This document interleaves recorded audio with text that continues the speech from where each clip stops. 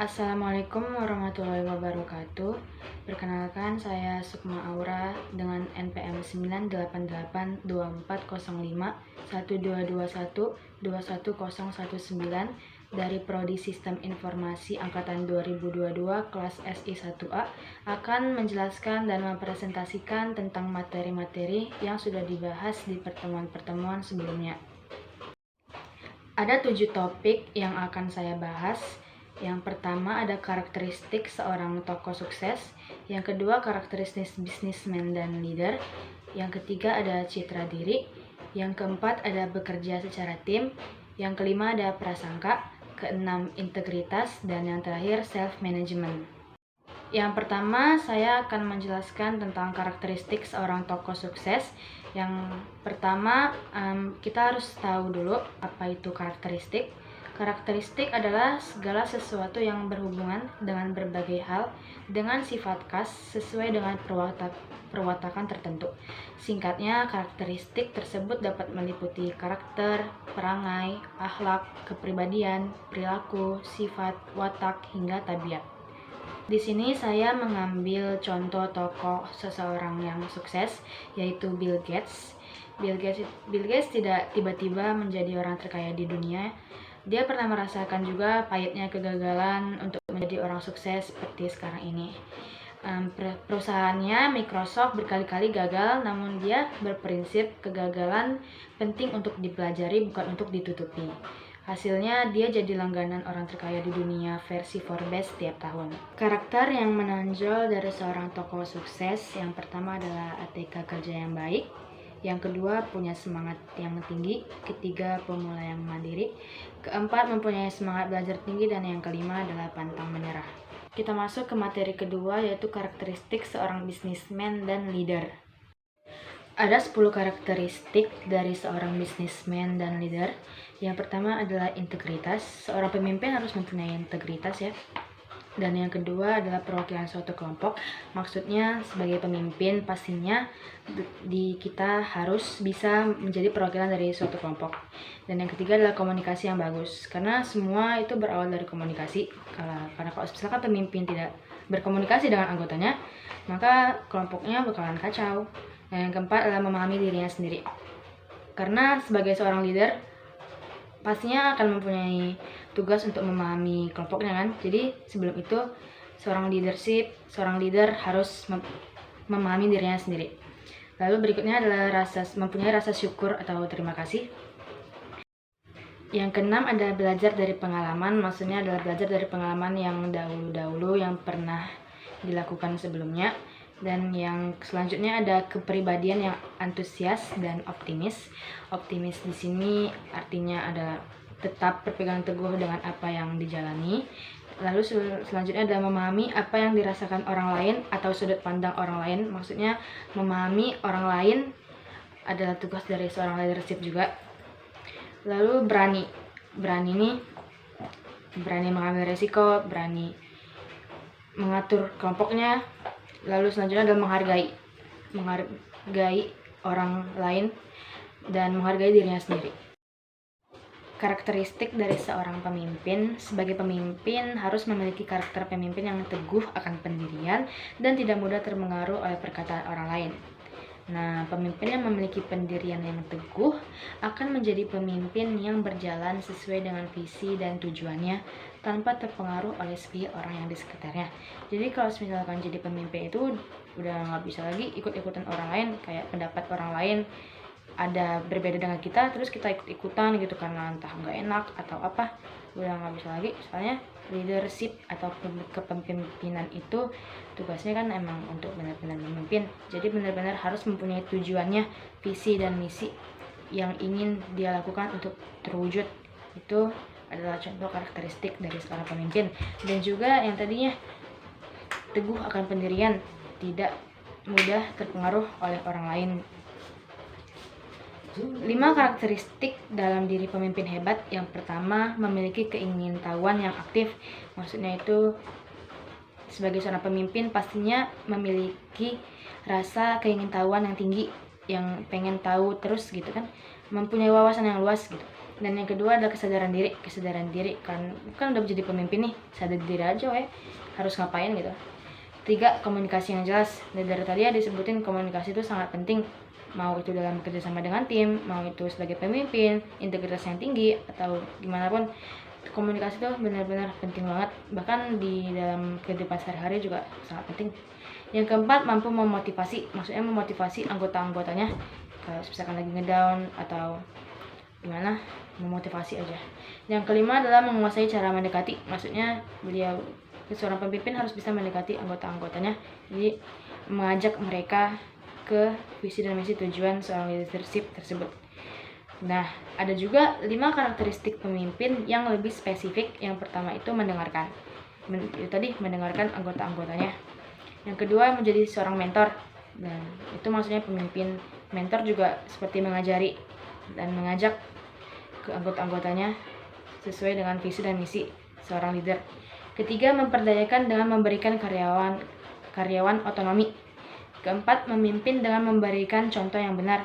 Karena kalau misalkan nggak benar, nggak mungkin dong seorang pemimpin harus mencontohkan yang baik kepada anggota-anggotanya. Kelima, menjadi pendukung. Maksudnya menjadi pendukung, entah itu fisik, mental, maupun kehidupan sehari-hari. Kita masuk ke materi ketiga, ada yang namanya citra diri. Nah, citra diri itu adalah konsep yang dibentuk di dalam pikiran kita mengenai seperti apa kita sebagai seorang manusia. Kita semua dapat menarik gambaran mental akan diri sendiri, dan gambaran ini akan cenderung bertahan secara stabil seiring waktu kecuali kita mengambil langkah-langkah pertimbangan untuk mengubahnya. Citra diri terbagi menjadi 4. Yang pertama itu adalah open self. Open self itu seperti informasi tentang diri kita yang kita tahu, dan orang lain juga tahu sifat kita itu gimana. Jadi kita juga menyadari sifat kita seperti ini, orang lain juga menyadarinya. Dan yang kedua itu ada blind self. Ini adalah sifat yang kita tidak tahu sifat kita yang gimana, tapi orang lain tahu. Mungkin seperti teman dekat kalian ketika memberitahu sifat kalian gimana, tapi sebenarnya kalian nggak tahu kalian mempunyai sifat tersebut. Lalu ada hidden self. Hidden self itu kamu tahu sifat kamu seperti ini, tapi orang lain tidak tahu. Karena kita pastinya sebagai manusia mempunyai sesuatu hal yang ingin kita tutupi dan tidak diperlihatkan kepada orang lain. Nah, itu termasuk hidden self. Dan yang terakhir ada unknown self. Antara kamu dan orang lain pun nggak tahu sifat apa yang ada di diri kamu, hanya Allah yang tahu.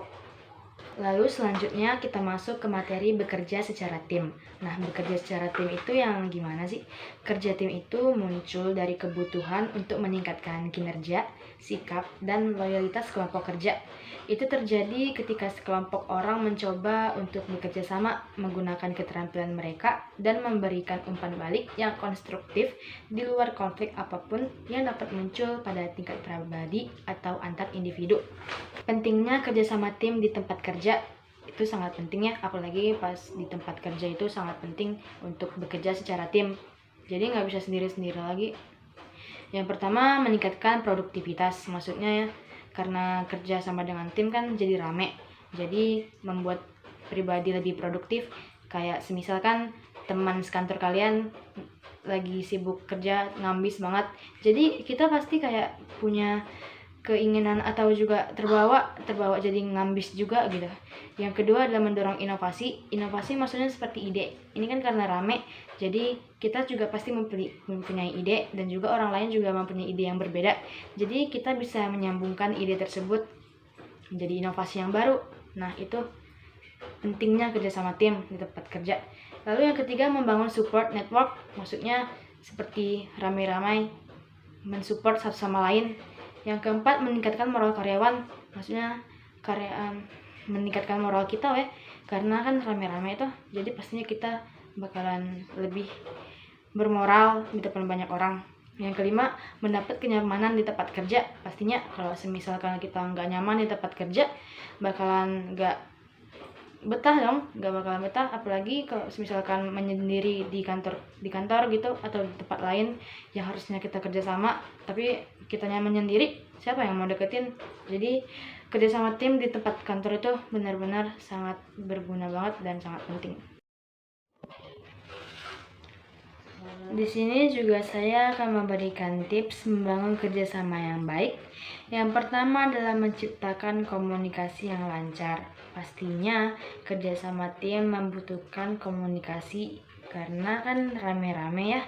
Kalau misalkan tidak berkomunikasi, gimana cara kita berkomunikasi dengan orang lain? Kan nggak mungkin kita diem-diem aja.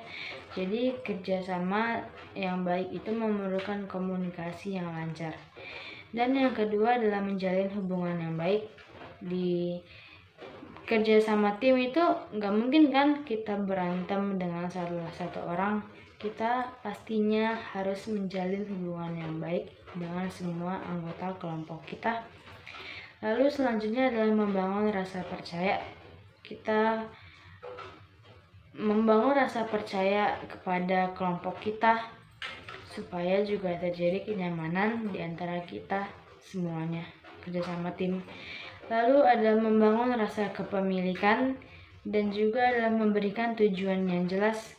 Maksudnya memberikan tujuan yang jelas itu harus tahu kan kita kerjasama tim ini mau kemana arahnya, pastinya ada tujuan dong.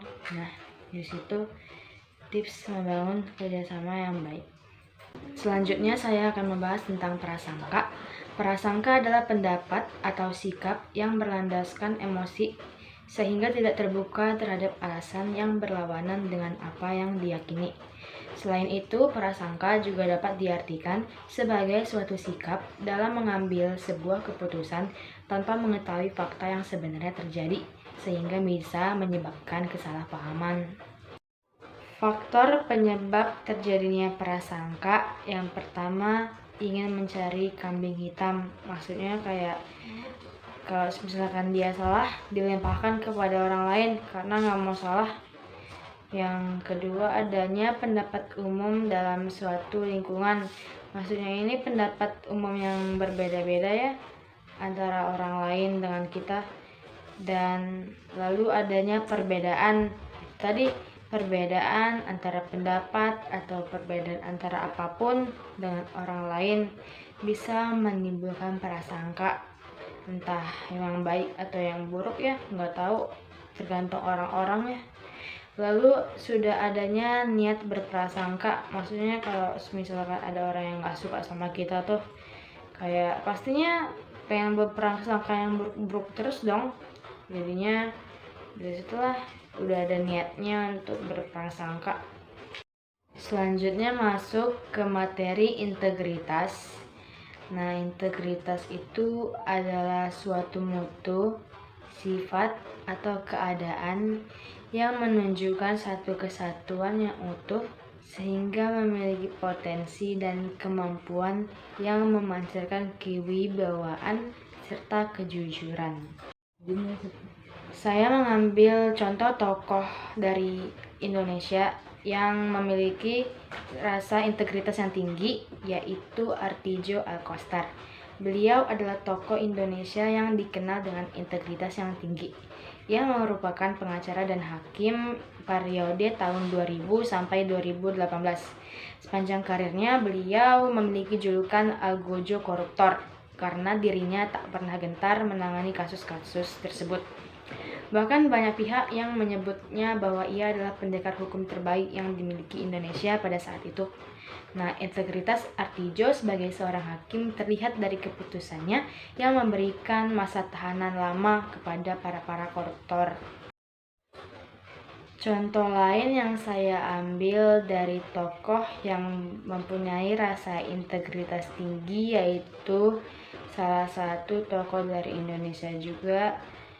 Nah, beliau adalah wakil presiden pertama, yaitu Muhammad Hatta.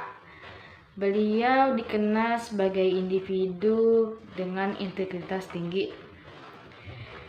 Ia juga menjunjung kejujuran dan kesederhanaan dalam hidupnya, tidak hanya bagi dirinya sendiri, namun juga untuk keluarganya.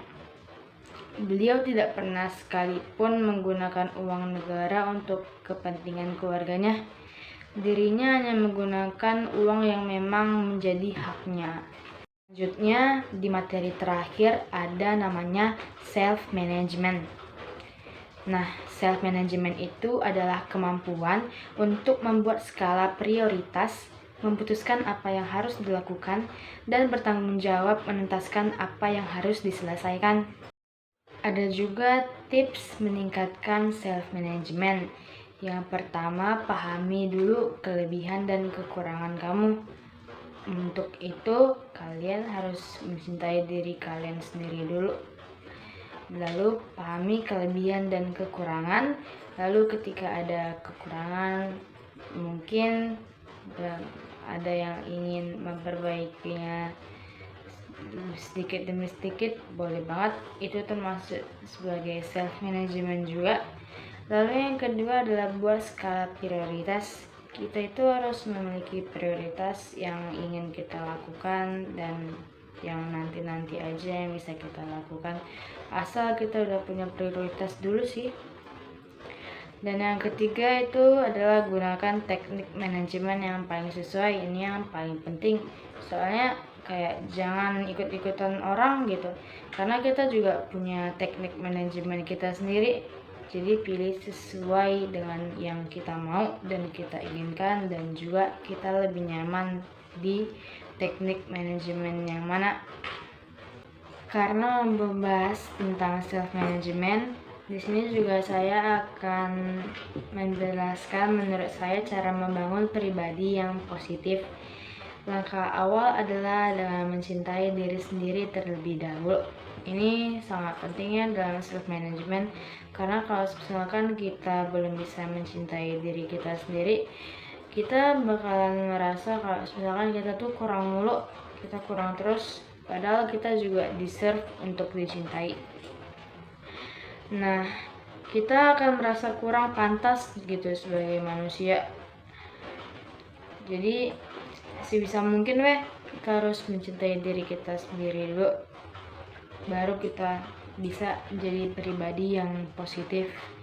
Kayak kalau misalkan kita terus-terusan negatif thinking tentang diri kita, jadi kayak kesempatan-kesempatan yang ada di depan mata itu kita bakalan tinggalin, atau maksudnya kita jauhin karena kita merasa kurang pede sama diri kita. Padahal kita tahu kita bisa, tapi karena kita kurang cinta sama diri kita sendiri, terus merasa diri kita kurang terus, jadi kita nggak bisa keluar dari zona nyaman. Terus kita juga selalu akan ngerasa ketinggalan sama orang lah, padahal sebenarnya kitanya gitu yang nggak pengen berkembang gitu. Menurut saya, kalau misalkan mau keluar dari zona nyaman atau mencoba hal-hal yang baru, saya bisa bilang kalau lakuin aja. Siapa tahu karena yang tadinya kayak cuman coba-coba iseng-iseng, malah jadinya dapat passion baru, dan juga jadi bisa menemuin karakter sebenarnya diri kita gitu, gimana yang dari dalam hati kita yang gimana. Kalau mungkin bisa mendapatkan apa yang kita kubur dalam diri kita gitu. Siapa tahu bisa cocok dengan apa yang kalian coba-coba tadi. Di sini saya akan bincang-bincang tentang self management.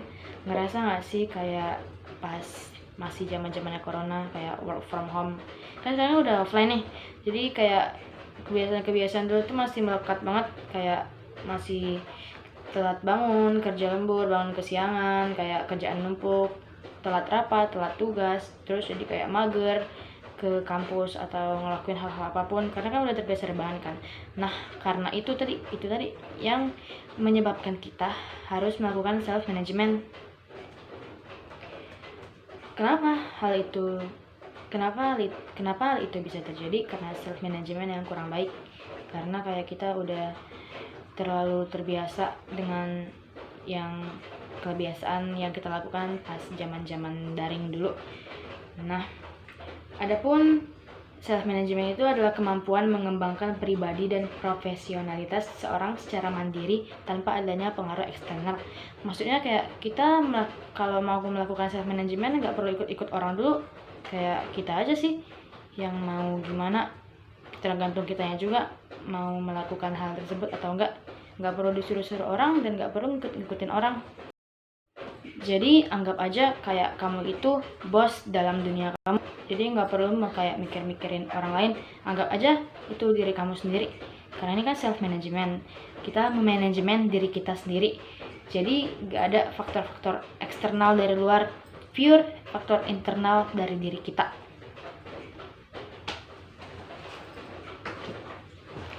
Kenapa hal-hal seperti self management ini perlu? Karena ketika mengatur diri sendiri itu kita harus paham apa yang perlu dan tidak perlu kita lakukan. Jadi kayak kita mau mengenal diri kita sendiri kan, jadi siap menanggung resiko. Nanti kalau misalkan kita udah lebih mengenal diri kita, terus kita kaget nih, ternyata kita punya sifat yang buruk gitu kan. Jadi kayak kita udah nggak ngerasa nyesel lagi dong, soalnya kan kita emang tujuannya tadi self management, ingin mengatur diri kita sendiri, ingin tahu gitu sebenarnya gimana sih aku ini, ingin mengenal diri kita lebih dalam. Karena itulah pentingnya mencintai diri sendiri itu tadi. Ketika melakukan kegagalan dalam self management juga bakalan ini ya, kita bisa mengevaluasi diri sendiri juga, terus tidak menyalahkan faktor eksternal yang seperti tadi saya bilang, terus menentukan solusi terbaik bagi diri kamu sendiri. Ini sangat berguna banget ya untuk kelangsungan hidup juga kan, kayak misalkan self management kalian sendiri gitu.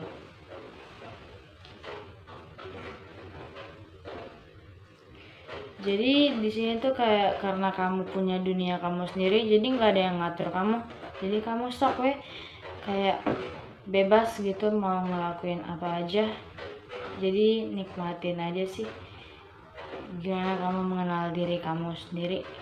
Fungsi dari self management itu bagi saya benar-benar sangat itu.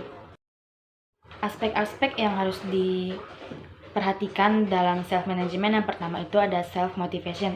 Maksudnya itu kita memotivasi diri kita sendiri. Jadi kayak kemampuan untuk memotivasi diri sendiri bisa dimulai dengan menyelesaikan pekerjaan tanpa perlu diminta oleh orang lain. Dan keinginan kita untuk menyelesaikan pekerjaan itu datang dari diri sendiri.